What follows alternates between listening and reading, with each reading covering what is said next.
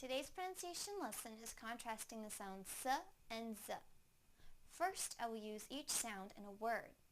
Then, I will put the words into a sentence so that you can hear them, together with contextual clues. Please listen closely to the differences in the sounds. First, the s sound in the word sue.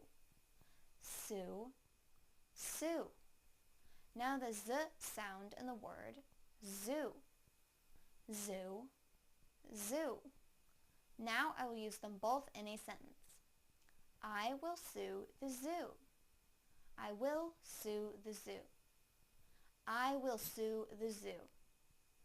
Thank you for watching CartoonEnglish.tv's pronunciation lesson. Come visit our website for free lessons, games, and chat. Bye!